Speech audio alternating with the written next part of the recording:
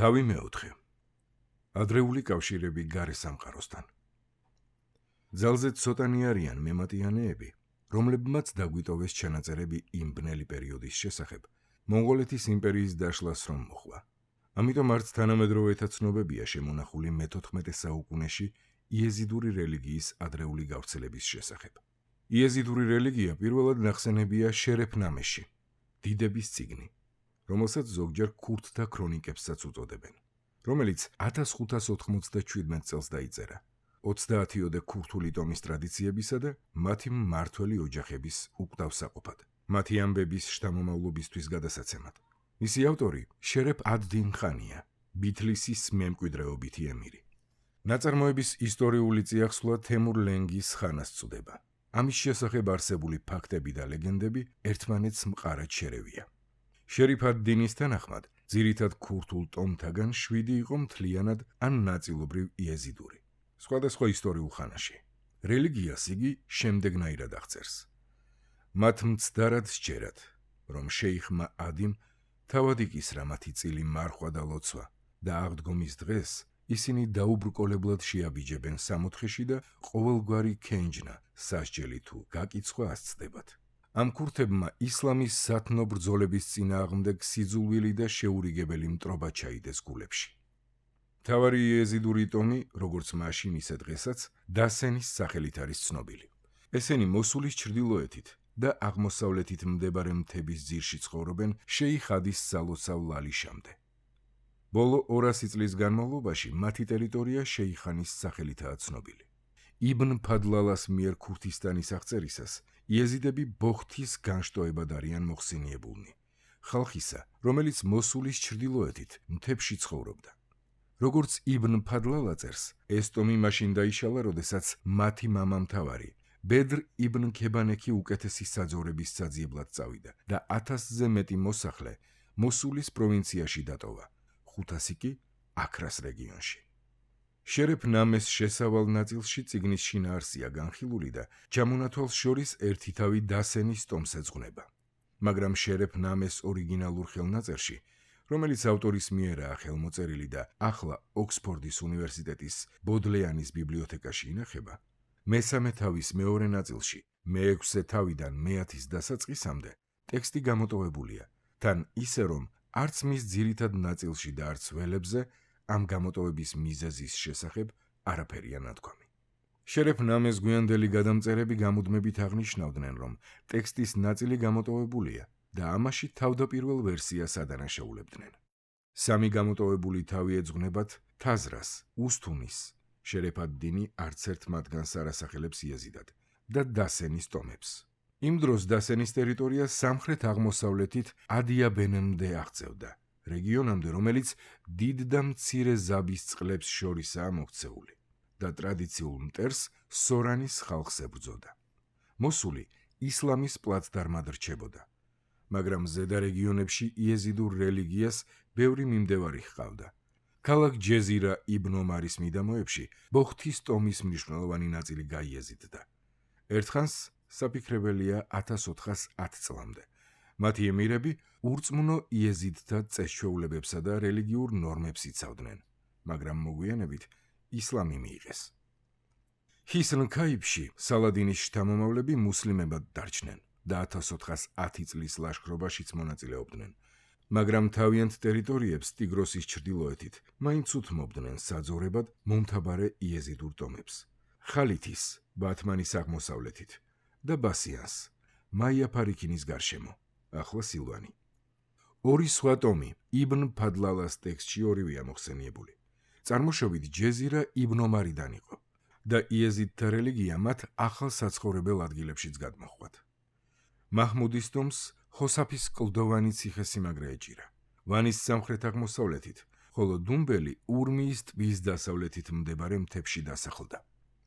შერეფ ნამე უფრო დასავლეთით, სირიის ჩრდილოეთით მცხოვრებ იეზიდთა ჯგუფსაც აღწერს.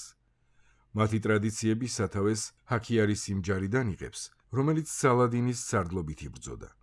ჯვაროსანთა განდევნიდან გარკვეული ხნის შემდეგ ჰაქიარის ტომის მამამთავარს, სახელად მენს, ქოსეირთან, ალეპოს დასავლეთით, ციხესიმაგრე ებოძა. მასთან ერთად კი მამულებიც, დასახლებული ადგილობრივი ქურთებით, რომლებიც სარწმუნოებით მაშინ მეტწილად იეზიდები იყვნენ. ჯებელ სიმანის მთიან რეგიონში, ქოსეირსა და ალეპოს შორის, რომელიც ოდესღაც სავსე იყო წმინდა სვიმეონ მესვეტის სალოცავის მომლოცველებით, დღემდე შემორჩენილია იეზიდთა სოფლები. შერეფ ad-Dinis ნაშრომი ჯებელ სინჯარსაც ახსენებს, მაგრამ მის მკვიდრთა შესახებ არანაირ ისტორიულ ცნობებს არ იძლევა. ხელისუფლების ვაკუუმი ქურთულ სათავადოებსა და იეზიდურ რელიგიას აყვავება განვითარების საშუალებას აძლევდა, თუმცა დიდხანს არ გაგრძელებულა. როცა თემურლენგი თავისი ძალაუფლების მწვერვალზე ყოფნისას გარდაიცვალა, მისი მემკვიდრეებისა და ერთმანეთის სავალალოდ აღმოსავლეთ ანატოლიასა და ერაყში ახალი სახელმწიფო წარმონაქმნები გაჩნდა. თუმცა მე-15 საუკუნის მიწურულს ახალი დიდი სარდალი გამოჩნდა. ისმაილ საფავი, სპარსეთის პირველი თანამედროვე ყაიდის შაჰი, არდებილიში, აზერბაიჯანში დაფუძნებული სუფიური საძმოს შთამომავლობითი წევრი, მაგისტრი იყო. მისმა სწავლებებმა, რომლებიც ისლამის შიიტურ განშტოებას ეფუძნებოდა, უამრავი მიმდევარი შეიძინა აღმოსავლეთ ანატოლიის თურქებს შორის და მის არმიაში ფანატიკოსების მასობრივ შედინებას შეუწყო ხელი. 1501 წელს, 24 წლის ისმაილმა მტრებზე ტრიუმფალური გამარჯვება მოიპოვა და თავი შაჰინ შაჰად გამოაცხადა. პირველ მეფედ მას შემდეგ, რაც იეზდეგერდმა ქვეყნიდან გაქცევით უშველა თავს 800 წლის წინ. რამდენიმე წლის განმავლობაში ისმაილმა დაიპყრო სპარსეთი, ერაყი და ანატოლიის ის ნაწილი ევფრატიდან აღმოსავლეთით რომ ძევს. დიარბაქირი 1507 წელს აიღო, ბაღდადი და მოსული მომდევნო წელიწადს. ქურთმა მამამთავრებმა ქარის ცვლილება იგრძნეს და თითოეული თავისებურად მოერგო დროებას. დუმბელის და მაჰმუდის ტომებმა, რომლებიც სპარსეთთან ყველაზე ახლოს სახლობდნენ, ისმაილს მორჩილება გამოუცხადეს. ამადიის თავადი შიიტ დამპყრობელს შეეკრა და დოჰუკში, ლალიშიდან 18 მილის დაშორებით იეზიდთა ციხესიმაგრე დაიკავა. 13 სხვა მამამთავარი ძლიერ შეშფოთებულნი იმით, რომ ძველ სამფლობელოებზე უფლების დამტკიცება არ დაჰგვიანებოდათ, ელჩობით გაემგზავრნენ მასთან დიარბაქირის დაცემის შემდეგ. შაჰმა 2 მათგანი ვასალად მიიღო, დანარჩენები კი დაატყვევა, მათ შორის ჯეზირა იბნ ომარის, ჰისნ ქაიფასა და ბითლისის თავადები. 3 წლის შემდეგ ტყვეები გაათავისუფლეს და შინ თავის ხალხთან გაუშვეს, თუმცა 2 გამონაკლისიც იყო. ერთ-ერთი ჰისნ ქაიფის თავადი, მეორე შერეფ ad-Dinis პაპა, ბითლისის ემირი, რომელიც გაიქცა თავისი ციხესიმაგრის გამოხსნასსა და დამარცხდა და ბოლოს დახმარებისათვის დასავლეთის ხელმწიფეს მიმართა. 1514 წელს, როცა გაქცეული ემირის წერილმა სულთან სელიმამდე ჩააღწია, ოტომანთა იმპერია უკვე მოიცავდა მთელ ცენტრალურ და დასავლეთ ანატოლიას. სამხრეთ რუსეთისა და რუმინეთის დიდ ნაწილს, ბალკანეთის ნახევარკუნძულთან ერთად. მისი დედაქალაქი იმპერიული სტამბოლი გამხდარიყო, სადაც ადრე იულიანე, ჰერაკლეოსი და მათი მემკვიდრეები მეფობდნენ. ეს სულ 150 წლის განმავლობაში მომხდარი დაპყრობები იყო, მას შემდეგ, რაც ოტომანი თურქები პირველად გადავიდნენ ევროპაში და საბერძნეთის სამოქალაქო ომში იბრძოლეს. თუმცა ეს სუსტი ქრისტიანული ქვეყნები რომ მოილიეს, შემდეგ ოტომანებს ძალიან გაუჭირდათ აღმოსავლეთით გაფართოება. ერთ-ერთი სულთანი თემურლენგმა დაამარცხა და დაატყვევა. მისი სიკვდილის შემდეგ კი ოტომანებს შესაძლებლობა მიეცათ დამოუკიდებლობა დაებრუნებინათ. შაჰ ისმაილის გამოჩენა და ანატოლიის თურქებისადმი მისი კვაზირელიგიური მიმართვა სასიკვდილო ხიფათის გამოწვევა გამოდგა იმპერიისათვის. ისმაილის მომხრეთა და მიმდევართა აჯანყება რომ ჩაახშო, სულთანმა სელიმმა, ორთოდოქსმა სუნიტმა, რომელსაც სამართლიანად შეარქვეს იავუზ, საზარელი, ანატოლიის ყველა შიიტის დახოცვა ბრძანა. ამგვარად რომ გაინაღდა უსაფრთხო გასასვლელი, ოსმალეთის არმიამ აღმოსავლეთს მიაშურა. რათა 1514 წლის აგვისტოში ჩალდირანში, ურმიის ტბის ჩრდილოეთით, გამანადგურებელი დამარცხება მიეყენებინა შაჰისათვის. რამდენიმე წლის განმავლობაში დიარბაქირი, ურფა, მარდინი, მოსული და სინჯარი ოსმალეთის მმართველობაში მოექცა. იმპერიის ახალ აღმოსავლეთ პროვინციებში დანიშნეს ოსმალო მმართველები, რომელთა უფლებამოსილებითაც გადარჩა ტიგროსის აღმოსავლეთით მდებარე ძველი ქურთული სამფლობელოები, როგორც ავტონომიური სასაზღვრო სამთავროები. 1516 წელს სელიმი შეიჭრა სირიაში, დაამარცხა ეგვიპტის არმია და დაიპყრო ალეპო და დამასკო. ყასიმ ბეგი, ქურთების მთავარი ალეპოს დასავლეთით, ძღვენით წარდგა სულთნის წინაშე. მას დიდი ხანია კონფლიქტი ჰქონდა ეგვიპტელებთან, რომლებიც მის ადგილზე იეზიდის, შეიხ ის ად-დინის დასმას ცდილობდნენ. ერთი წლის შემდეგ, როდესაც სელიმმა ეგვიპტე დაიპყრო და სტამბოლში ტრიუმფით ბრუნდებოდა, ყასიმ ბეგი თან ახლდა სულთანს. ამასობაში შეიხმა az ad-dinმა ალეპოს ახალი ოტომანი გუბერნატორის გული მოიგო და ამის მეშვეობით ისე მოაწყო, რომ ყასიმ ბეგი ღალატის ბრალდებით სიკვდილით დასაჯეს. მალევე დანიშნეს იეზიდების მთავარი ქურთების ამირად, თანამდებობაზე, რომელიც სიკვდილამდე შეინარჩუნა. მას შვილები არ დარჩენია, ამიტომ მისი სამფლობელოები ბოლოს ყასიმ ბეგის მემკვიდრეებს დაუბრუნდათ. ეგვიპტის ერთ-ერთი ნადავლი მექასა და მედინაში ჩასულ მომლოცველთა გაკონტროლება იყო. მას შემდეგ, რაც სელიმს ადგილობრივი მმართველები დაემორჩილნენ, ოსმალეთის სულთნებმა ხალიფისა და წმინდა ადგილთა მსახურის წოდება მიიღეს. ასე შეწყდა იმ აბასიდი ხალიფების ხაზი, რომლებიც კაიროს მას შემდეგ მართავდნენ, რაც ბაღდადი დაეცა. სელიმის მემკვიდრის, სულთან სულეიმან დიდებულის მმართველობის დროს, ოსმალეთის ექსპანსიას ევროპისაკენ პირველი სერიოზული გამოცდა ელოდა ჰაბსბურგების, ავსტრიული დინასტიის გამოისობით, რომელიც გერმანიას, იტალიას, ესპანეთსა და მექსიკას მართავდა და პერუში ახალაღმოჩენილი საგანძურიც მას ეკუთვნოდა. რამდენიმე წელიწადში ვენასთან განცდილი მარცხის შემდეგ, სულთანმა ხელი მოაწერა ისტორიულ ხელშეკრულებას საფრანგეთთან, მდიდარ და ძლიერ ქვეყანასთან, რომელიც ამბიციებით ჰაბსბურგებს ტოლს არ უდებდა. საფრანგეთის მეფეს უფლება მიეცა არაერთ საზღვაო პორტში, მათ შორის ალეპოში, თავისი სავაჭრო წარმომადგენლობები ჰქონოდა, რომელთაც კონსულები გაუძღვებოდნენ, მათ კი ექსტრატერიტორიული უფლებები მიენიჭებოდათ. აღმოსავლეთში კი სპარსეთის მხრიდან საფრთხე შემცირდა ჩალდირანის ბრძოლისა და შაჰ ისმაილის ნაადრევის სიკვდილის შემდეგ. 1534 წელს სულეიმანმა შაჰის მემკვიდრის წინააღმდეგ ლაშქრობა წამოიწყო. სპარსეთის ჯარებს უკან მოუხდათ დახევა. როდესაც ოსმალოთა უზარმაზარი არმია ჯერ აღმოსავლეთისაკენ დიარბაქირიდან ვანისა, სადაც სულეიმანმა მაჰმუდის ტომისაგან ქვეშევრდომობის აღთქმა მიიღო და თავრიზისაკენ დაიძრა. შემდეგ თოვლსა და ყინვაში ჰამადანისაკენ, ბოლოს კი ხულაგუს ძველი, ნაცადი სავაჭრო გზებით ბაღდადისაკენ, რომელიც დეკემბერში დამორჩილდა მომხდურს. მონღოლებისაგან განსხვავებით სულეიმანს მეორე ჯარი არ დაუძრავს მოსულიდან, ტიგროსის ველით ბაღდადამდე. დიდი ზაბის სამხრეთი ტერიტორია, ერბილისა და კირკუკის მთავარი ციხესიმაგრეები, მოსულიდან ბაღდადამდე მისასვლელი გზის გასწვრივ. მაშინ სორანის ტომის ქურთ შიიტებს ეკავათ. ისინი კი შაჰის მოკავშირეები იყვნენ. ბაღდადის აღების შემდეგ სულთანმა მოსულთან კომუნიკაციის გაადვილება მოინდომა. ამიტომ სორანის ემირი სიკვდილით დასაჯა და ერბილის გუბერნატორად დასენის ტომის წარმომადგენელი იეზიდი ჰუსეინ ბეგი დანიშნა. ამის შემდეგ სულ მალე სიკვდილით დასჯილი მმართველის შვილიც რომ გარდაიცვალა, ჰუსეინ ბეგს მთელი სორანის სამფლობელოები ებოძა. იეზიდის მმართველობა, რასაც შიიტური აღმსარებლობის დევნა შევიწროება მოჰყვა, ხანმოკლე გამოდგა. სორანის ემირების ბიძაშვილმა, რომელიც მანამდე თავს სპარსეთს აფარებდა, ჰუსეინ ბეგის არყოფნაში ერბილის დაკავება მოახერხა. იეზიდი მმართველი თან ახლდა იმ ჯარს, რომელიც ერბილის ხელახლა დასაპყრობად გაიგზავნა, მაგრამ სორანელებმა დაამარცხეს და დიდი 500 სულიანი დანაკარგი განაცდევინეს.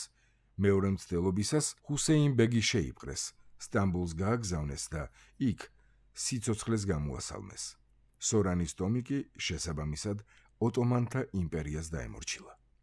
ამასობაში ურმიის ტბისა და თავრიზის გავლით სულთანი თავის დედაქალაქში ბრუნდებოდა, სადაც ქურთისტანის საქმეები გადაიბარა და მაჰმუდის ტომის ორპირი წინამძღოლი სიკვდილით დასაჯა. თავისი ხანგრძლივი მმართველობისას სულეიმანს სპარსეთთან კიდევ ორი ომის გადახდა მოუწია, მაგრამ საზღვარი მაინც 1555 წლის საზავო ხელშეკრულებით დადგინდა. ირანის დასავლეთის საზღვარი იმდროინდელისაგან დიდად არ განსხვავდებოდა. მე-16 საუკუნის ბოლოს დუმბელის ტომი საზღვრის სპარსულ მხარეს სახლობდა. მისი მმართველები და დუმბელელთა უმეტესობა სუნიტი მუსლიმები გახდნენ, მაგრამ მცირე ნაწილმა იეზიდთა რწმენას არ უღალატა და ზოგი მოგვიანებით ანატოლიაში გადასახლდა. მათი ტრადიციული მტრის, მაჰმუდის ტომის საცხოვრისი საზღვრის მეორე მხარეს, ოტომანთა ტერიტორიაზე ვანის სამხრეთ-აღმოსავლეთით მდებარეობდა. ეს ტომი მეტწილად საკუთარი მმართველის ბრძანებით გამუსლიმანდა. იეზიდთა რელიგია ადრინდელივით აგრძელებდა არსებობას ტიგროსის ველის გასწვრივ, დიარბაქირსა და მოსულს შორის და ჯებელ სემანში ალეპოს დასავლეთით მდებარე ანკლავში. დაახლოებით ამ დროს დაიწყო მისი მოძლიერება აყვავების ხანა ახალ გარემოში, სინჯარის იზოლირებულ მთებში, სადაც ისტორიის მსვლელობა მას მუდამ გვერდსულიდა ათაბეგ ლულუს სიკვდილის შემდეგ, მაგრამ 1517 წელს ეს ტერიტორიაც ოსმალეთის იმპერიის შემადგენლობაში შევიდა. მე-17 საუკუნის დასაწყისში იეზიდებმა სინჯარში სასტიკად დაამარცხეს ოტომანის სარდალი ნასუხ ფაშა. მე-17 საუკუნეში ძალთა თანაფარდობა ოტომანთა იმპერიასა, რომელმაც დიდძალი რესურსი დახარჯა ევროპაში ომის საწარმოებლად და სპარსეთს შორის, რომელსაც ძლევამოსილი შაჰ აბასი მართავდა, უკანასკნელის სასარგებლოდ შეიცვალა. ბაღდადის ამბოხებულმა მმართველმა 1623 წელს სპარსელებს ხელახლა დააპყრობინა ქალაქი. ოსმალები ჯერ დამარცხდნენ, მაგრამ შემდეგ მალევე ჩაიგდეს ხელში კირკუკი და მოსული. ამ მღვრიე დროის ერთ-ერთ მომენტში დასენის ტომის მმართველთა ის შტო, რომელიც მოკლული წმინდანის შეიხ ჰასანის ჩამომავალი იყო, სორანის მთებიდან მოსულმა მთავარმა შეიხ აბუ ბექრის, შეიხ ადის ბიძაშვილის შთამომავალმა დაამხო. შეიხმა მუჰამედმა, სხვაგვარად ელ-ქურთიმ, ელ-ერბილიმ, ელ-ბათინიმ, მოკლა დასენის ტომის მირი, დახოცა მისი 80 მიმდევარი, დააარსა მირების დინასტია, რომელიც მეფობს იეზიდებზე და ლალიშის სიწმინდეებსა და ტაძარს იცავს.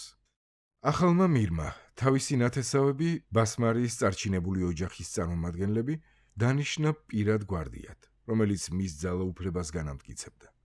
სწორედ ამ დროს ოსმალეთის სულთანი მურად მეოთხე, სელიმ საზარელის ღირსეული მემკვიდრე, პირადად ჩაუდგა ჯარს სათავეში ბაღდადის დასაბრუნებლად.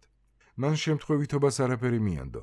სვლა ალეპოდან დაიწყო, ურფის, დიარბაქირის, მარდინის, მოსულისა და კირკუკის გავლით და ამ სვლელობის 197 დღეს ბაღდადის გალავანს მიაღწია. 1638 წლის დეკემბრის ბოლოს მურადმა ქალაქი იერიში დაიღო. თანამედროვეთა ცნობებით, დასენის ხალხისაგან შემდგარ ჯარს ვინმე მირზა ბეგი სარდლობდა. 1639 წლის იანვარში მურადი სტამბოლში გაემგზავრა, სადაც მომდევნო წელს გარდაიცვალა. იგი იყო ოსმალეთის მეორე და უკანასკნელი სულთანი, რომელმაც ერაყზე გაილაშქრა. სულთანი მურადის გარდაცვალებიდან რამდენიმე წლის შემდეგ ოსმალეთის პოლიტიკური ორიენტაცია სადავო გახადეს ერთმანეთთან მოკიშპე ძალებმა. 1659 წელს დიდი ვეზირი ყარა მურად ფაშა ზემოთ ნახსენებ მირზა ბეგს მოსულის მმართველად ნიშნავს. მომდევნო წელს დიდი ვეზირი იცვლება და მირზა ფაშა სტამბოლში მიემგზავრება ახალი თანამდებობის მისაღებად. მელექ აჰმედ ფაშა, ახალი დიდი ვეზირი, იეზიდებს არ ენდობოდა. 1640 წელს დიარბაქირის მმართველობისას იგი სათავეში ედგა სადამსჯელო ექსპედიციას, რომელიც საჩელის ქურთების, იეზიდური ტომის ჯებელ სინჯარიდან წინააღმდეგ იყო მიმართული. ეს ტომი ვაჭართა და მომლოცველთა ქარავნებს ძარცვავდა და მარდინის დაბლობის სოფლებს თავს ესხმოდა. ოსმალეთის არმიამ ალყა შემოარტყა მთას. იერიში დაიღო იეზიდთა პოზიციები და მას შემდეგ, რაც ორივე მხარემ დიდძალი მსხვერპლი ნახა, ნაძარცვის საქონელი დაიბრუნა. მირზა ფაშას ხარჯიანი და უნაყოფო ინტრიგები სტამბოლში რამდენიმე თვეს გაუგრძელდა. მერე კი შინ დაბრუნება გადაწყვიტა. მისმა მეტოქეებმა დიდი ვეზირი დაარწმუნეს, რომ მირზა ფაშა რაღაც უკეთურებას ამზადებდა. ჯარმა, რომელიც დიდი ვეზირის ძმისშვილი ევლია ჩელები ახლდა, გზა გადაუღობა დასენელ თავადს, როგორც კი იგი ქალაქიდან გავიდა. მირზა ფაშა სიკვდილით დასაჯეს. მისი თავი კი თოფქაფის სასახლეში გაიგზავნა. რათა კარიბჭის თავზე ყველას დასანახად გამოდებულიყო. რამდენიმე დღის შემდეგ მელექ აჰმედ-ფაშა თანამდებობიდან გადააყენეს. ყოფილი დიდი ვეზირი ბალკანეთში მიავლინეს მნიშვნელოვანი თანამდებობის დასაკავებლად. 1655 წლის დასაწყისში იგი ვანის მმართველად დაინიშნა.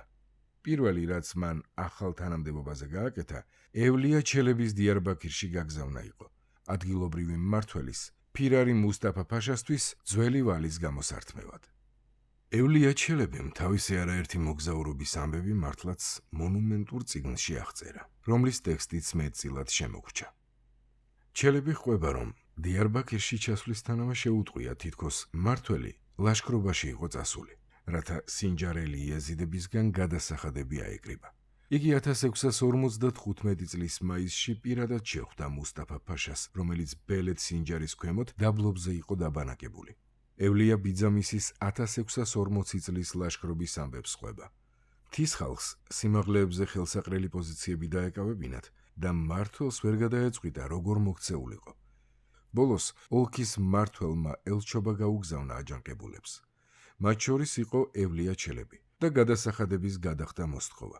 ქურთებმა უპასუხეს, თუ მელექ-ფაშა დაბრუნდებოდა მათთან საბრძოლველად, მაშინ მის ნაფეხურებს დაახოკავდნენ სახეებს, მაგრამ მუსტაფა-ფაშას მხოლოდ 10 თოფ აბრეშუმს მისცემდნენ.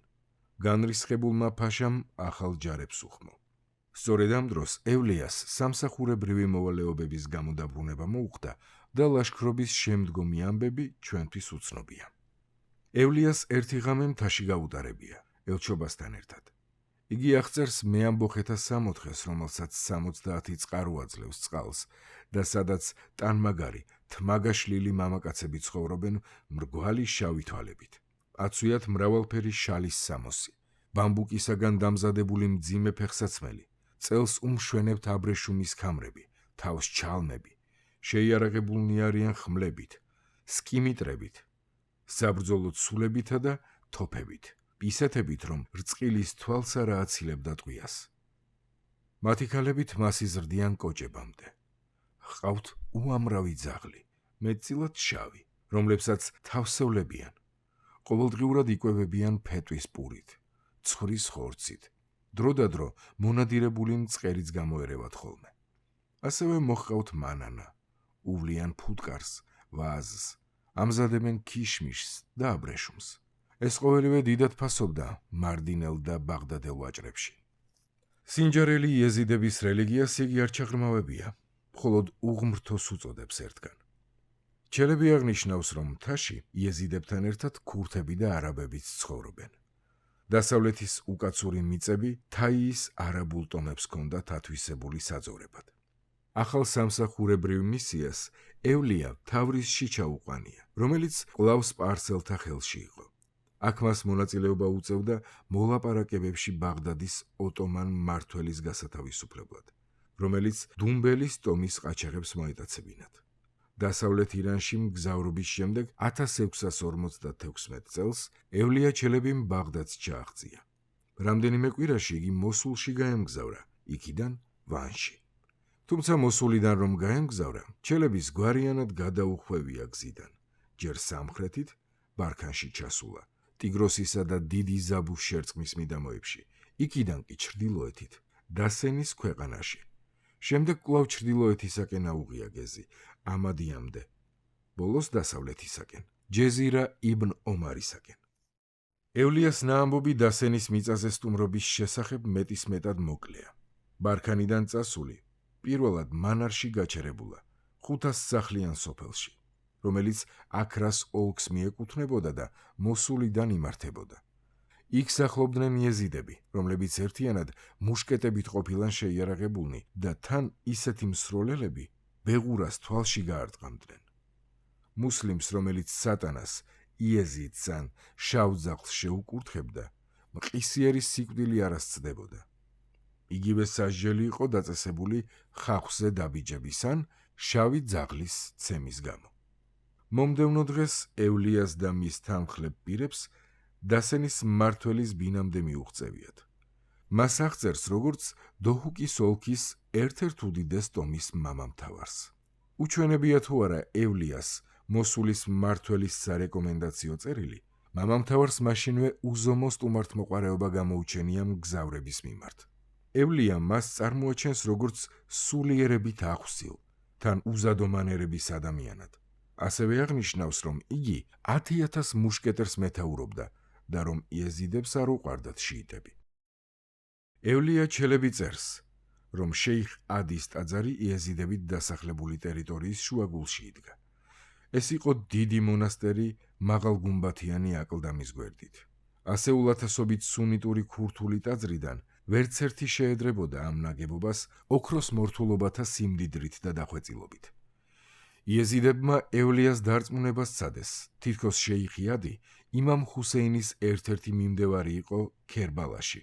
მერე ისიც მიატოვა და მის მტრებს შეუერთდა. თავისი მოგზაურობის აღწერაში ევლიას ამხიარულებს დეზინფორმაციის ეს ჭკვიანური ნიმუში. თუმცა ურჩევნია სჯეროდეს, რომ შეიხი ადი წინასწარმეტყველ მუჰამედის მეგობარი იყო და არაბების მიერ მოსულის აღების დროს სასიკვდილო ჭრილობებმა იმსხვერპლა.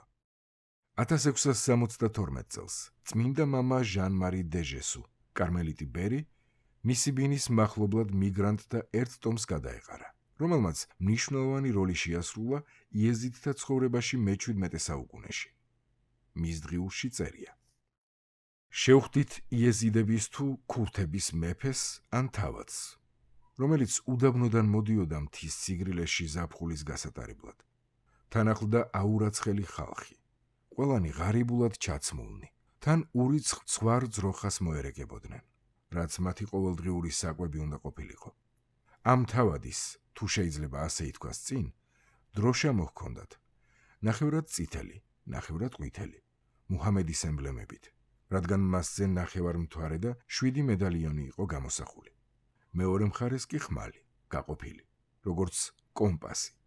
უკან 3 მხედარი მოსდევდა, მშვილდისრითა და დიდი დანებით შეიარაღებული.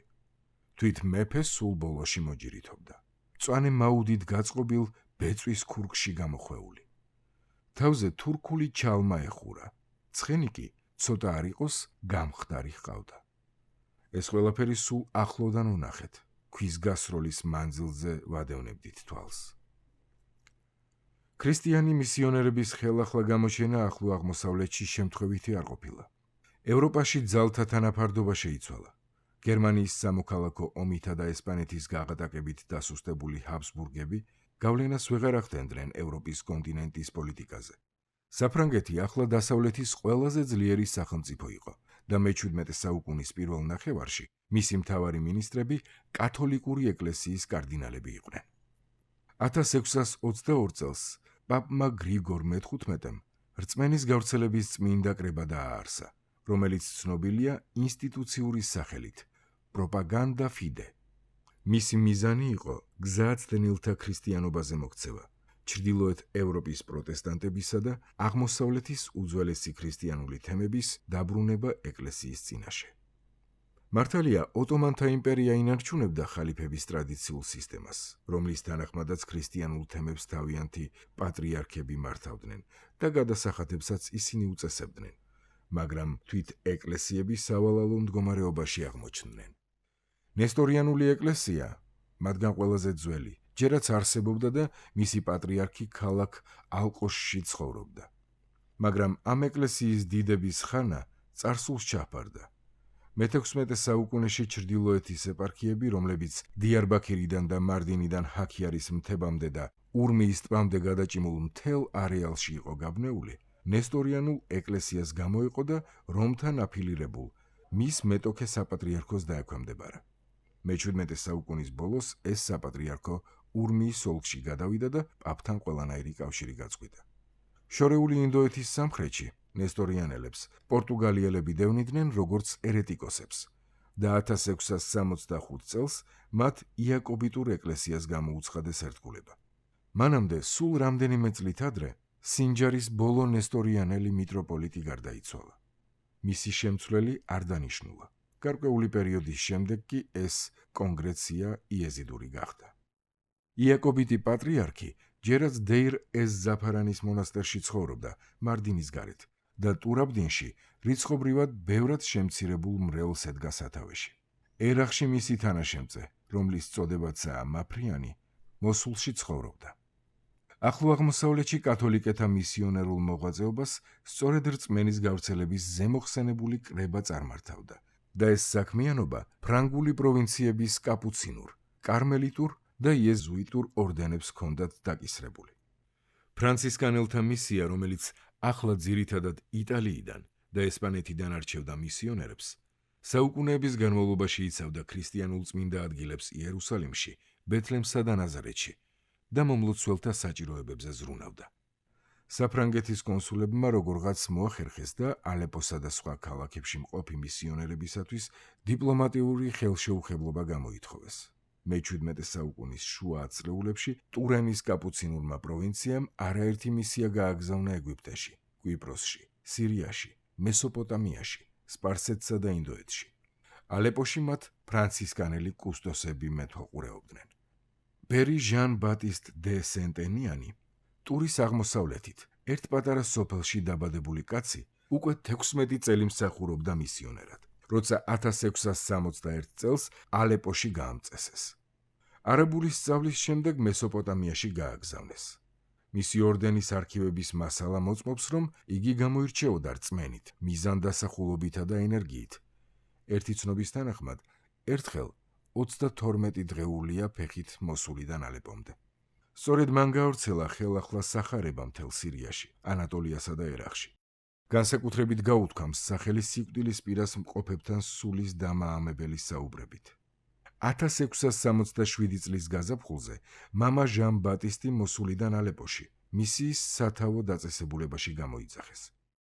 გზად იგი დიარბაქირში დაუტყვევებიათ და რამდენიმე თვით დაუტოვებიათ იქაური ფაშისა და მისი ძმის სამკურნალოდ, რადგან ორთავე მძიმედ იყო დასნეულებული.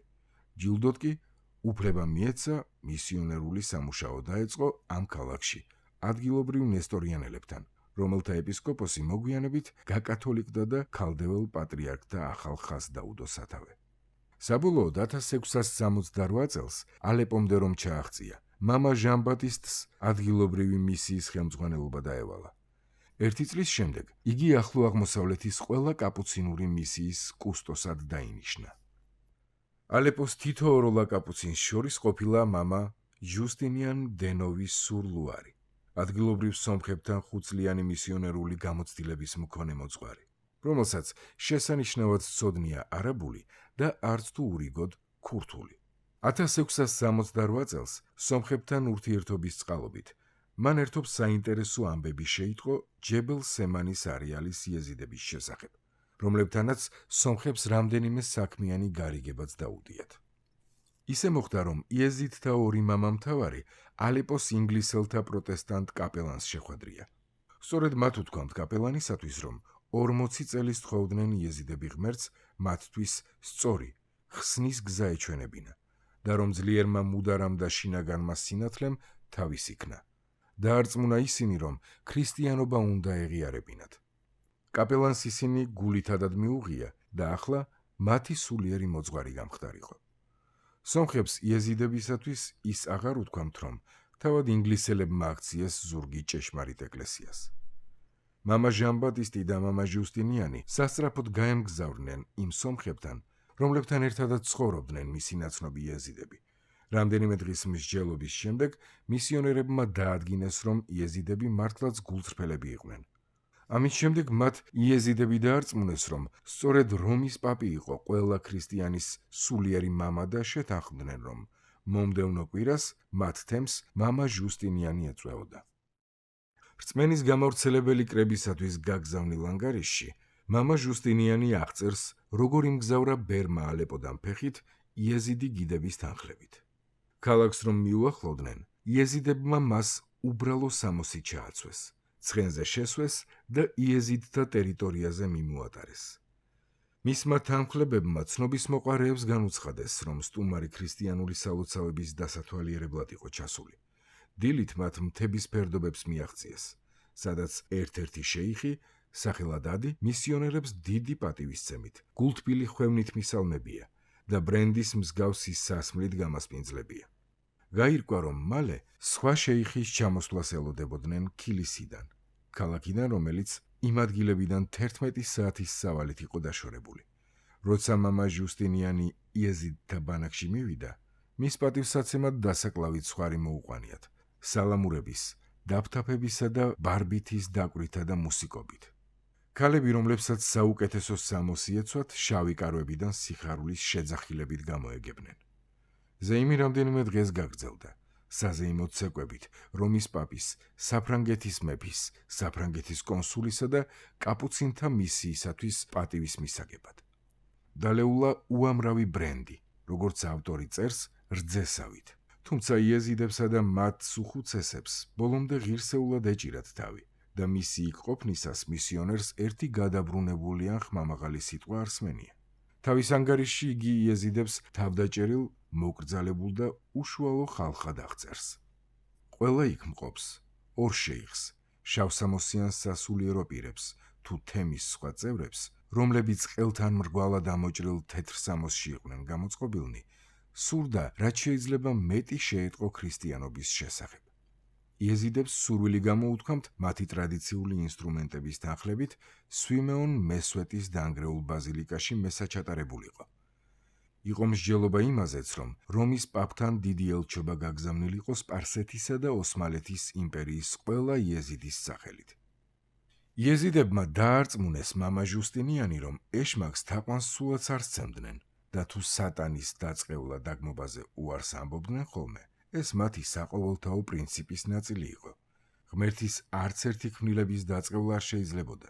როცა დავინახე მათი მოწადინება ეკლესიის წიაღში დაბრუნებისა, მათი ცრემლები და მათი სიყვარული, მეგონა სიზმარში ვიყავი და არა ცხადში, წერდა მისიონერი. მამა ჟუსტინიანის ანგარიშით გულმოცემული მამა ჟან-ბატისტი ალეპოდან ჩამოვიდა და თავისი ანგელოზის დღე იმით აღნიშნა, რომ 1668 წლის 24 ივნისს ჯებელ სემანში სადღესასწაულო მესა მოაწყო. იერემიას პირველ თავს რომ კითხულობდა, გაუარა შეშფოთებამ იმის გამო, რომ იეზიდები ვერ გაიგებდნენ ლათინურ ენაზე მსახურებას, რომელსაც 2 კაპუცინი და 3 სომეხი ძმა უძღვებოდნენ, საერო პირები, რომელთაგან ერთს სტიქარი ეცვა. მესა როგორც წესი და რიგია დაიწყო საგალობლით, ვენი კრეატორ სპირიტუს, მოდი წმინდა ოსულო, შემოქმედო კურთხეულო, და დასრულდა 2 შეიხის ნათლობით, რომელთაც ახალი სახელები პეტრე და პავლე ეწოდათ. მისიონერთა მისასალმებლად უამრავი იეზიდი შეიკრიბა. ერთ-ერთმა გაიხსენა გადმოცემა, რომლის თანახმად მისი ხალხი სწორედ იმ ძველ ჯადოსანთა ჩამომავალი იყო, რომლებმაც ანტიოქიის დაცემის შემდეგ მთებს შეაფარეს თავი. საყოველთაო თანხმობა მხოლოდ სომეხთა ქცევამ დაარღვია, რომლებიც გაჯიუტდნენ და თევზაობას შეუდგნენ იეზიდთა თხოვნის მიუხედავად, დაენდოთ ეს წმინდა არსებები. შემდეგ მამა ჟან-ბატისტი ალეპოში დაბრუნდა. მამა ჟუსტინიანმა კი მისიონერული საქმიანობა განაგრძო. ერთიანად მან მთებში 7 თვე გაატარა და ამ პერიოდში კიდევ 13 იეზიდი მოინათლა. 1669 წლის ნოემბერში იგი ალეპოში იყო და გამყოლსელოდებოდა, რომელსაც იგი იეზიდების მთავართა შეკრებაზე უნდა წაეყვანა. ამჯერად სინამდვილეს სიზმარს აღარ ჰგავდა. სომხებმა, რომლებმაც თავდაპირველად თავად გააცნეს მამა ჟუსტინიანს იეზიდები, ახლა მის წინააღმდეგ დაიწყეს მოქმედება. მათ ეჭვი შეიტანეს, საჭირო იყო თუ არა იეზიდებისათვის სულიერი მამობა მას გაეწია. აცხადებდნენ, რომ მისიონერმა იეზიდთა მამამთავრის ფუნქციების უზურპაცია მოახდინა და რომ ტომის წარმომადგენლები ამჯობინებდნენ ერთ-ერთ სხვა ორდენთან დაეჭირათ საქმე. კარმელიტებმა ეს წინადადება უარყვეს, მაგრამ იეზუიტებმა, რომლებსაც იეზიდები ჯერ კიდევ 18 წლის წინ დაესახათ თავიანთი საქმიანობის სამიზნედ, მათ დახმარება შესთავაზეს. იეზუიტები კიდევ 2 იეზიდმა ინახულა. მთავარმა, რომელსაც დერვიშ სოვარი ერქვა, და ერთმა მნიშვნელოვანმა შეიხმა, სახელად ბარაქათ ბაქმა, და ორივე ძალზე მოიხიბლა მათი სახელებისა და ჩაცმულობის მსგავსებით. სომხებმა კათოლიკეებს მიანიშნეს, რომ მათი იეზიდი მეგობრებისათვის ძალიანაც მისაღები იქნებოდა გარკვეული სუბსიდიის მიღება. დავა, რომელიც ამას მოყვა, საბოლოოდ საფრანგეთის კონსულმა გაანელა, რომელმაც გადაწყვიტა ნებისმიერი მისიონერული ძალისხმევა, რომელიც ფულადი სახსრების გადახდას გულისხმობდა, სამივე მისიას უნდა დაემტკიცებინა. და ასე გამოეკიდა ჰაერში ადგილობრივ იეზიდებთან მუშაობის ყველანაირი პერსპექტივა. თუმცა მამა ჟან ბატისტ დე სენტ-ენიანი ის კაცი არ იყო ადვილად რომ ნებდებოდა. 1670 წლის აპრილში მან კოლბერტს, საფრანგეთის ფინანსთა მინისტრს მოახსენა, რომ ჯერაც არ გაეწყვიტა კავშირი იეზიდებთან და თან დასძინა. ეს უკანასკნელები მათ 30,000 მეომრის შეშველებას სთავაზობდნენ, თუ საფრანგეთის მეფე მათ საერთო მტერზე გადაწყვეტდა იერიშის მიტანას. ამას გარდა, წერილი მისწერა თავისი ორდენის წინამძღვარს საფრანგეთში. იმავე წლის ბოლოს კი სარწმუნოების გამავრცელებელი საზოგადოებიდან მიიღო უფლებამოსილება განეახლებინა იეზიდებს შორის მისია, მაგრამ უხმაუროდ და სხვა მისიებისათვის შეუტყობინებლად. 1671 წლის დასაწყისში ალეპოში საფრანგეთის ახალი კონსული ჟოზეფ დიუპონი ჩავიდა. თავის პირველივე წერილში რწმენის გამავრცელებელი კრების მიმართ იგი იეზიდებთან წარსაგზავნი მისიის საკითხზე ამახვილებდა ყურადღებას. დიუპონმა რომიდან მომავალი საიდუმლო განკარგულებების შესახებ არაფერი იცოდა და ეგონა, რომ ეს ტერიტორია კაპუცინებსა და იეზუიტებს შორის იყო გასაყოფი. ამიტომ აღნიშნავდა, რომ კაპუცინელთა მისიისათვის კვლავ შესაძლებელი იყო მუშაობა იეზიდების თემთან დიარბაქირსა და მოსულში. სტანდარტული პროცედურების დაცვით ერთი თვის თავზე მან მეორე წერილი გააგზავნა და პოსტსკრიპტუმში სხვა დამატებითი დეტალები დაურთო, რომელთა ხსენება წინა წერილში დავიწყებოდა. დიუპონი წერდა, რომ იეზიდთა სულიერი მეთაურები, რომელთაც შორ-შორ მიწებზე გაბნეულებს უმაღლესი სასულიერო პირი, სახელად ჩერსუარი აერთიანებდათ, რამდენიმე თვით შეკრებილიყვნენ წმინდა სვიმეონ მესვეტის მონასტერთან და მოთმინებით ელოდებოდნენ სასიკეთო სიტყვას ქრისტიან მისიონერთაგან და რომ ორი მათგანი მცირე ხნის წინ იეზუიტებსაც სწვეოდა. დიუპონის მეორე წერილი მიზნად ისახავდა რომში ნებისმიერი ეჭვი განექარვებინა იეზიდთა ტერიტორიების უსაფრთხოების თაობაზე. ეს იყო პირველი ასეთი კვლევა დაუსრულებელი შერეფნამეს დროიდან. იგი ალეპოს აღმოსავლეთით მცხოვრებ ხალხთა მდგომარეობას აღწერდა და მის დაუნებურად ააშკარავებდა, რამდენად მჭიდრო ურთიერთობა ჰქონდათ ამ უკანასკნელებს ერთმანეთთან. ჯებელ-სინჯარის გამო დაწყებული სამწლიანი ბრძოლა საჩელის ტომსა და მეზობელი ფაშების ჯარებს შორის მთიელთა გამარჯვებით დასრულდა. მათ 4,000 ტყვე აიყვანეს. ჯებელ-სინჯარის გზა ახლა გახსნილი იყო. ენიდის, ანუ დენედის მოდგმის ხალხი 20 სოფლად ცხოვრობდა მარდინის ქვემოთ მდებარე დაბლობზე და ახლა ისინი ბევრად დაუცველები იყვნენ. ისინი ყოველწლიურ ძღვენს უგზავნიდნენ სულთანს, მარდინის ფაშას კი რამდენიმე სულ პირუტყს. მოსულის მახლობლად მდინარე ზაბის გასწვრივ მცხოვრებ დასენის ხალხს საკუთარი თავადი ჰყავდა. ამათ შემოუთვლიათ, რომ თუ ქრისტიანები მათ შუბლზე ჯვარს დაასვამდნენ, იმ ჯვარს მათ თავებზე აღმართავდნენ. და ბოლოს რჩებოდა მდინარე ბათმანის გაყოლებაზე ბითლისთან ახლოს მცხოვრები ხალითის ტომი. ესენი 1600 წელს უნახავს ჯონ ქართრაიტს, ინგლისელ მოგზაურს, რომელიც უშუალოდ ემორჩილებოდა უზენაეს სასულიერო პირს, ჩერსუარს და მის ელჩობას, რომლებიც ახლა ჯებელ-სემანში იყვნენ შეკრებილები. სარწმუნოების გამავრცელებელი კრებიდან დასტური დიდი დაგვიანებით მოვიდა. 1671 წლის ივნისში მამა ჟან ბატისტი, კარმელიტების სულიერი ხელმძღვანელები და ალეპოს ფრანცისკანელთა მისიები მოკლედ იტყობინებოდნენ. გამოცდილებამ გვიჩვენა, რომ ეშმაკის თაყვანისმცემელ იეზიდებთან მუშაობისაგან ბევრს არაფერს უნდა მოველოდეთ. ამიტომ ქრისტეს რჯულზე მათი მოქცევის მცდელობებს თავი დავანებეთ. იეზუიტები მათგან დამოუკიდებლად აგრძელებდნენ მისიონერულ სამუშაოს. ოტომანთა იმპერიის ისტორია, რომელიც 1680 წელს გამოუცია სერ პოლ რიკოს, სტამბოლსა და იზმირში დიდი ხნის წინ დამკვიდრებულ ინგლისელს, იეზიდთა ამბავს ცალკე მოგვითხრობს. მათს მთავარ ქვეყანასა და ქალაქს, ალეპოს სიახლოვეს, ჯეუმე ეწოდება, აფრინის ველის ქურთული სახელწოდება. იქ არსებულ მონასტერში ჰყავთ 12 სასულიერო პირი და მათი წინამძღვარი. მეორე ასეთი მონასტერია მოსულის, ანუ ნინევიის სიახლოვეს. ამ ორი მონასტრის წინამძღვრები დათქმულ დროს ხვდებიან ერთმანეთს სხვადასხვა საკითხის სასიკეთოდ განსახილველად. მათი რიტუალები დახურულ ადგილას გამოქვაბულში ტარდება. საუბარში გვიხსენებენ ხოლმე ერთთავიანთ წიგნს, რომელიც შეიცავს მათ კანონსა და მათი რიტუალების ჩატარების წესებს. ინგლისელ მისიონერთა წარუმატებელ მცდელობებზე რიკო არაფერს წერს, მაგრამ ამტკიცებს, თითქოს სმენია, რომ ერთხელ თავიანთსას კაპუცინი ბერი მიუპატიჟებიათ. თან შეჰპირებიან, რომ რიტუალების ამ წიგნზე გარკვეულ განმარტებებს მისცემდნენ, ხოლო ჯეუმეში ჩასული 1 თუ 2 დღით გამოქვაბულში ტყვესავით დაუსვამთ. იმ მოსაზრებით თითქოს იმ დღეებში მათი უზენაესი წინამძღვარი სწვეოდათ მოსულიდან. სიმკაცრით გამორჩეული კაცი, რომელსაც მისი იქ ყოფნის შესახებ არასდიდებით არაფერი არ უნდა გაეგო. თორემ აუცილებლად სიკვდილით დასჯიდა, როგორც მათი რელიგიის შესაცვლელად მოსულ პირს. რის შემდეგაც კაპუცინს თავდაპირველი ცნობის მოყვარეობა დავიწყებია და თავს გაქცევით უშველა. რამდენიმე წლით ადრე, 1674 წელს, რომში გამოიცა წიგნი, სახელწოდებით Specchio ovvero descrizione della Turchia, რომელიც ავტორმა მიკელე ფებურე დენოვიმ შვედეთის ყოფილ დედოფალ ქრისტინეს მიუძღვნა. რამდენიმე წლის შემდეგ პარიზში დასტამბული წიგნის ფრანგული გამოცემა მეფე ლუი მე-14-ს ეძღვნებოდა. უფრო ვრცელი ვერსია, სახელწოდებით Teatro della Turchia, პაპ ინოკენტი მე-11-ს მიეძღვნა და 1681 წელს გამოიცა. მოგვიანებით კი რამდენიმე ენაზე ითარგმნა.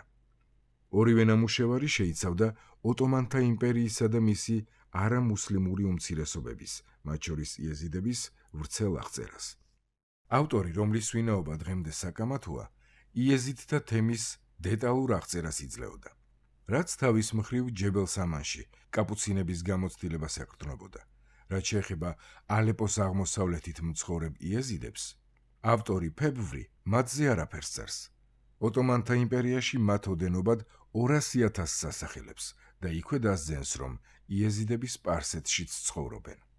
იეზიდთა რელიგიის მისეული აღწერა დიდად არ განსხვავდება ამ წიგნის წინა თავში მოყვანილი ცნობებისაგან, თუმცა ქრისტიანობასთან მსგავსებაზე იქ უფროა გამახვილებული ყურადღება. ფარშავან განგელოზის არსი სწორადაა ახსნილი. შეიხი ადი მოხსენიებულია როგორც წმინდანი, სხვა განმარტებების დაურთველად. წერია ისიც, რომ იეზიდთა მოწიწება ცხოვრების მიმართ სულ გადასახადების რწმენით არის განპირობებული. ავტორი არსად ახსენებს შავი ძაღლის კულტს, რომელზეც ევლია ჩელები წერდა, ისევე როგორც რიკო. ამ დროს ფრანგი კონსული ჟოზეფ დუპონი იეზუიტური მისიის მეშვეობით ინარჩუნებდა ურთიერთობას ჯებელ სემანის იეზიდებთან. 1674 წელს, როცა საფრანგეთის ელჩი მარკიზ დე ნუანტელი ალეპოში ჩავიდა, იეზიდების მთავართან საიდუმლო ღამის შეხვედრა მოეწყო. იეზიდთა მთავარმა, ბრძენმა და გამჭრიახმა კაცმა, მას ბევრი კითხვა დაუსვა ლუი მე-14-სა და მისი განზრახვების შესახებ და ელჩს 50,000-იანი ძალა შესთავაზა, რათა საფრანგეთის მეფეს პალესტინა და სირია დაეპყრო. სვიმეონ მესვეტის მონასტრიდან უკანა გზაზე ელჩსა და მის თანმხლებ პირებს იეზიდთა მთავარი და მისი ესკორტი შემუხვდათ. მშვენიერი აღნაგობის, უცნაურად ჩაცმული, შუბებითა და მშვილდისრით შეიარაღებული მეომრები, რომლებიც ფრანგებთან დასამშვიდობებლად მოსულიყვნენ. რამდენიმე თვის შემდეგ ნუანტელმა ცნობა მიიღო, რომ საჩელის ტომს იეზიდ ჩელევკიდებთან და ერთ მუსლიმურ ტომთან ერთად გამანადგურებლად დაემარცხებინა ოტომანთა სარდალი ყაფლან ფაშა. ბერი ჟოზეფ ბესონი, ჯიუტი იეზუიტი წინამძღვარი, იეზიდების საქმეს არ შეშვებია. 1669 წელს, ანუ იმ წელიწადს, როდესაც ჟოზეფ დიუპონი გადამდგარი იყო, პარიზიდან ამბავი მოვიდა. ვინმე პიერ დიუპონს, რომელსაც მღვდლად და თეოლოგიის დოქტორად იხსენიებდნენ, საქველმოქმედო დაწესებულება დაუარსებია და წლიურ 600 ლივრს იძლეოდა იეზიდებისთვის იეზუიტთა მისიის დასაფინანსებლად.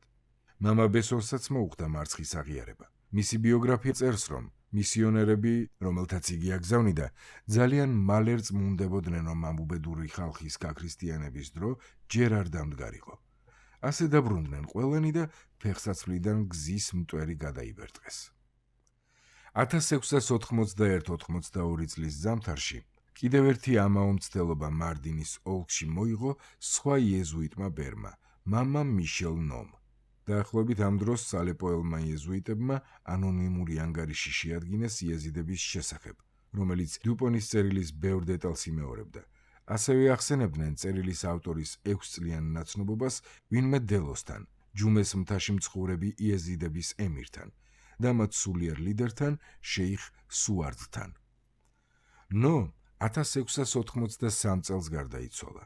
ბესონი 8 წლის შემდეგ. კაპუცინი კუსტოსი, მამა ჟან ბატისტ დე სენტენიანი 1685 წელს. ჩანაწერები იეზიდებსა და ქრისტიანული სამყაროს პირველი გადაკვეთის შესახებ ცოტა არ არის, მაგრამ ხშირად არაობიექტურია და მხოლოდ ცალმხრივადაა დაწერილი. ამიტომ ბევრ საკითხს განუმარტავად ტოვებს. თუმცა ერთი საინტერესო შემთხვევა, რომელიც რამდენიმე წლით ადრე მარდინში მომხდარა, ნათელს ფენს უღიარებელი უმცირესობების არასახარბიელო ბედს ოტომანთა იმპერიაში და მათ სურვილს უფრო შემწყნარებლური საზოგადოების ნაწილი ყოფილიყვნენ. ერთხელ სულთანი მურად მეოთხე ბაღდადიდან ბრუნდებოდა და გზად მარდინში გავლა მოუხდა. მაშინ მისი ყურადღება იმ ფაქტმა მიიპყრო, რომ ქალაქის 100-ოდე ოჯახს შემსიეს უწოდებდნენ, შემსის ტომი, რომლებიც მზის თაყვანისმცემლობის წინა ისტორიული კულტის მიმდევრები იყვნენ. მათ არ გააჩნდათ რელიგიური წიგნები და მაშასადამე ისლამის ნორმებით ქვეყნიდან განდევნა ან სიკვდილით დასჯა მოელოდათ. მათი დილემა ბოლოს იაკობიტმა პატრიარქმა გადაჭრა, რომელმაც ამ ჯგუფის წარმართობაზე თვალი დახუჭა და თანხმობა განაცხადა ისინი თავის მრევლში მიეღო. 2 საუკუნის შემდეგ მარდინში კვლავ არსებობდა იაკობიტთა ეს გამორჩეული ჯგუფი. 1680-სა და 1720 წლებს შორის ძალთა თანაფარდობა ოტომანთა იმპერიასა და დასავლურ სამყაროს შორის საბედისწეროდ შეიცვალა. სულთნები იძულებულნი გახდნენ ჰაბსბურგებისთვის ის ტერიტორიები დაებრუნებინათ, რომლებიც მათმა წინაპრებმა 200 წლის წინ დაიპყრეს. საფრანგეთი, მათი ტრადიციული მოკავშირე, ძალზე ხარჯიან სახმელეთო თუ საზღვაო ომებში იყო ჩართული და ასე გრძელდებოდა მთელი მე-18 საუკუნე, რამაც ბრიტანეთს საშუალება მისცა ინდოეთის დიდი ნაწილი დაეკავებინა. აღმოსავლეთით ოსმალურ არმიას სპარსეთთან ჰქონდა საქმე, უფრო ხშირად მასზე სუსტ მოწინააღმდეგესთან. ერთ მომენტში ოტომანთა იმპერია იმაზეც კი დათანხმდა, რომ შაჰის ტერიტორიები აღმოსავლეთ ამიერკავკასიაში რუსეთის იმპერატორ პეტრე დიდთან გაეყო. თუმცა ერაყში სულთნის მმართველობას მისივე სამხედრო კასტამ შეუყენა წყალი. 1704 წლიდან მოყოლებული ბაღდადს თვითკმარი სამხედრო მეთაურები მართავდნენ. მაშინ, როდესაც მოსულის პროვინციას ჯალილის გვარის ადგილობრივი ოჯახი მართავდა. ნებისმიერ თანამდებობაზე დანიშვნა, რომელიც ჯერ ადგილზე ხდებოდა და ხშირად იარაღის გამოყენებით, სტამბოლს უნდა დაედასტურებინა. ადრეული პერიოდისგან განსხვავებით მე-18 საუკუნეში იეზიდების შესახებ პირველადი ცნობები კიდევ უფრო მცირდება. ოსმალო გეოგრაფის ქათიბ ჩელების კოსმორამა, რომელიც 1655 წელს დაიწერა და 1722 წელს გამოქვეყნდა, ადასტურებს იეზიდური ტომების არაერთ იმ ადგილსამყოფელს, რომლებიც შერეფ ად-დინის ნაწარმოებშია ნახსენები. ევროპელი მოგზაურები, ზოგი კათოლიკე მისიონერი, ზოგიც კი ბრიტანეთის აღმოსავლეთ ინდოეთის კომპანიის მსახური, ნებისმიერი, ვისაც გზის შემოკლება ბასრასა და ალეპოს გავლით ერჩივნა და არა გრძელი საზღვაო მარშრუტებით, უცილებლად ახსენებდნენ ევროპაში უკვე კარგად ცნობილ იეზიდებს. მას შემდეგ, რაც დენოვის თეატრო დე ლა ტურკია გამოიცა. ჩრდილოეთ სირიის იეზიდური თემიც გაკვრით ხვდებოდა მოგზაურთა საგზაო ნაწერებში. 1704 წლის ოსმალურ მატიანეებში პირველად ჩნდება აღშფოთებული ცნობა დიარბაქირის პროვინციაში მოსახლე ხალითების შესახებ, რომელთაც ყაჩაღობით გაჰქონდათ თავი. მე-18 საუკუნის მეორე-მეოთხეში მთლემარე ერაყი რამდენიმე წლით შეარყია თურქეთში შობილმა ახალმა მსოფლიო დამპყრობელმა, რომელმაც სპარსეთში ძალაუფლება მოიპოვა და ნადირ შაჰის სახელით გახდა ცნობილი. ამიერკავკასიის ხელახლა დაპყრობის შემდეგ მან ალყა შემოარტყა ბაღდადს, რომელიც ანატოლიიდან მოსულმა დამხმარე ჯარმა გადაარჩინა. მოგვიანებით კი ინდოეთი და თურქესტანი მოაოხრა. ნადირ შაჰი კვლავ შეიჭრა ერაყში 1753 წელს. ამჯერად მისი სამიზნე მოსული იყო. კირკუკისა და ალთუნქიოფრუს დაპყრობის შემდეგ მან იეზიდების დასამორჩილებლად გააგზავნა ჯარი. იეზიდ და მამამთავარის სახელად ასი ხშირად ესხმოდა თავს სპარსეთის დასავლეთ პროვინციებს. თავად კი ყოის სანჯაყის ზედა მთებში იყო დაბანაკებული. სპარსელებმა ხრიკიანობით დაამარცხეს იეზიდების რამდენიმე ათასიანი ჯარი. მათი მეთაურის სახელად იეზიდი კი მოკლეს. მოხერხებულმა ასმა თავის დაღწევა და გაქცევა მოახერხა. მოკავშირეები გაიჩინა და ალყა შემოარტყა იმ დანგრეულ ციხეს, სადაც სპარსელებს იეზიდი ქალები ჰყავდათ დატყვევებული. ციხის მცველები სულ ზღაფავდნენ, როცა გამთენიისას შაჰის ძმისშვილმა დამხმარე ჯარი მოიყვანა და მოალყეებს შეუტია. მოკავშირეთაგან მიტოვებული ასი ჯერ თავის მოკლას აპირებდა, მაგრამ საბოლოოდ ნადირ შაჰს შეუდგა ქვეშევრდომად და ოლქის გამგებლად დაინიშნა. ნადირ შაჰმა მოსულს კვლავ ალყა შემოარტყა, მაგრამ 40 დღის შემდეგ უკან დაიხია. 1747 წელს კი მოკლეს. დროის ამ მონაკვეთის შემდეგ იეზიდების ერთი ნაწილი დიდი ზაბის სამხრეთით დასახლდა და საუკუნეზე მეთხანს მდინარეზე ბორანს ქელექს ამუშავებდნენ, საამისოდ ზედმიწევნით შესაფერის ადგილას. მე-18 საუკუნის განმავლობაში შეიხანის იეზიდი მირები ამადიის ქურთული სამთავროს ქვეშევრდომები იყვნენ. ამადია ერთ-ერთი სანახევროდ ავტონომიური მთლიანი ოლქი ოსმალეთის აღმოსავლეთ საზღვრებს იცავდა. აქაური თავადთა ოჯახი მართლმორწმუნე სუნიტი მუსლიმანები, სავარაუდოდ აბასიდთა შთამომავლები იყვნენ და ამადიას თემურლენგის დროიდან მართავდნენ. ოსმალეთის სულთანს მათთვის ფაშის მემკვიდრეობითი წოდება ჰქონდა მინიჭებული.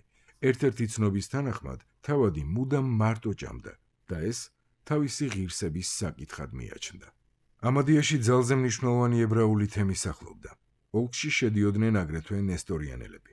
ესენი აქტიურად იყვნენ ჩართული დომინიკელთა იმ მისიის საქმეებში, რომელიც იქ 1759-დან 1769 წლამდე მოქმედებდა. ერთ-ერთმა მისიონერმა, მამამ მაურიციო გარცონიმ, მოკლე ჩანაწერები დაგვიტოვა იეზიდების შესახებ, სადაც აღნიშნავდა, რომ ამადიის მმართველები ჯალათის სამუშაოს ყოველთვის იეზიდებს აძლევდნენ. მათაც არაფერი ჰქონდათ იმის საწინააღმდეგო, რომ მუსლიმების სისხლი დაეყვარათ. 1770-71 წლებში ბედაღ ბეგი, შეიხანის მირი, შეუერთდა ამადიის უფლისწულის ისმაილ ფაშის წინააღმდეგ დაწყებულ აჯანყებას, მაგრამ ტყვე დაიყვანეს და ჯარიმა გადაახტევინეს. 16 წლის შემდეგ მისი ვაჟი ჯოლო ბეგი სხვა აჯანყებაში მონაწილეობდა და ამის გამო იძულებული გახდა მთებში გაქცეულიყო. ჯოლო ჯერ კიდევ მირი იყო 1789-90 წლებში, როდესაც ბრძოლა მოუხდა თაიის ტომის არაბებთან, რომლებიც შეიხანს თავს დაესხნენ, მაგრამ მომდევნო წელს ის და მისი ძმა ისმაილ ფაშამ სიკვდილით დასაჯა. შემდეგ კი შეიხანს ახალი მირი დაუნიშნა, ხანჯარბეგი, ბასმარიის არც ისე წარჩინებული გვარიდან. 1791-92 წლებში, როცა ისმაილ ბეგი ხანჯარს გადაემტერა, ძველი დინასტია აღადგინა. ხანჯარის მაგიერ კი ჯოლოს ვაჟი ჰასან ბეგი დანიშნა. ის ფეოდალი, რომლის ხელშიც შეიხანი იყო, ვალიშის მომლოცველთა ნაკადისაგან დიდ მოგებას იღებდა. 1769 და 1791 წლებში სალოცავში დატოვებული ჩანაწერები მომლოცველთა ღვთისმოსაობისა და სიმრავლის შესახებ მეტყველებს. ბევრი მათგანი ჯებელ სინჯარიდან იყო. მე-18 საუკუნე ის დროა, როდესაც იეზიდები ყველაზე ხშირად ესხმიან თავს სინჯარს, მოსულსა და მარდინს შუა გამავალ ყველა ქარავანს. თვით უდაბნოს მცირე მარშრუტით მგზავრობაც კი არ იყო უხიფათო.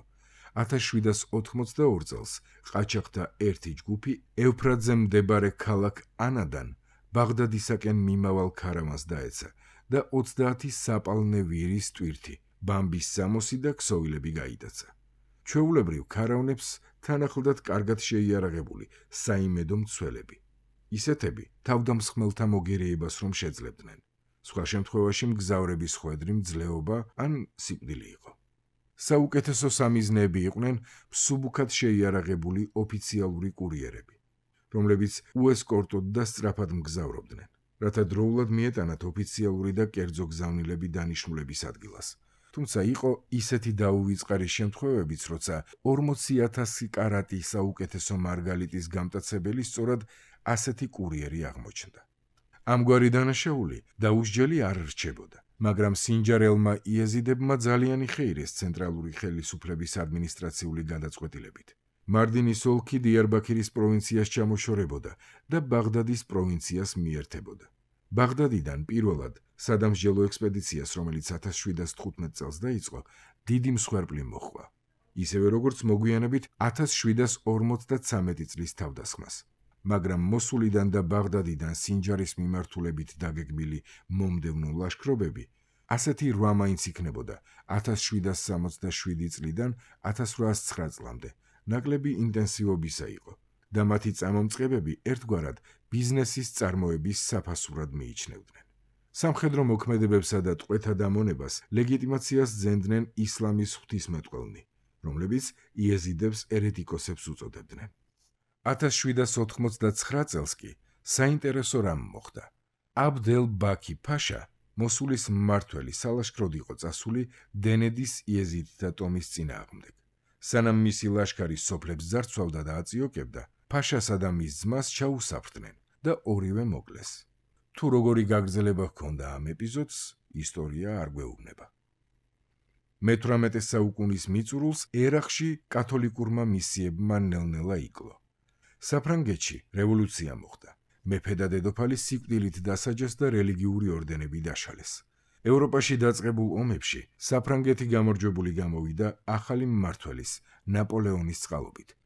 1798 წელს მან ეგვიპტისა და სირიის ზღვისპირეთში წამოიწყო სამხედრო ექსპედიცია, რომელიც 3 წლის შემდეგ იმით დასრულდა, რომ ფრანგი დამპყრობლები ოსმალეთ ბრიტანეთის ძალებმა დაამარცხეს. მაგრამ ნაპოლეონი, რომელმაც 1804 წელს იმპერატორის გვირგვინი დაიდგა, ევროპის კონტინენტზე კვლავ ყოვლის შემძლე იყო. ჰაბსბურგების მონარქია დაკნინდა, ხოლო რომის პაპი საფრანგეთში ტყვედ წაიყვანეს. ნაპოლეონის ომებმა ორი ქვეყანა გააძლიერა: რუსეთი, რომლის ჯარებმა ფრანგებს მოსკოვიდან პარიზამდე სდიეს და რომელსაც ახლა ერთი სული ჰქონდა სამხრეთისაკენ სვლა და გაფართოება შავი ზღვის, ბალკანეთის და კავკასიის სანაპიროების გავლით გაეგრძელებინა. და ბრიტანეთი, რომელსაც გეოგრაფიული მდებარეობა და მძლავრი საზღვაო ფლოტი იცავდა, ვაჭრობის სფეროში ისედაც მოწინავე ქვეყანა, ახლა წარმოების უახლეს მეთოდებსა და ორთქლის მანქანების ათვისებას იწყებდა. მის მატერიალურ წინსვლას თან ახლდა ქვეყანაში განათლების გავრცელება და ახალი რელიგიური მოძრაობების გამოჩენა, რომლებიც ახლო აღმოსავლეთში ახალი მისიონერული ძალისხმევით იყვნენ შთაგონებულნი. იმ მოვლენების ერთობლიობა, რომლებშიც ბრიტანეთი, რუსეთი და ოსმალეთის იმპერია მონაწილეობდნენ, მალე შეარყევს და შეცვლის იეზიდი ხალხის ცხოვრებას.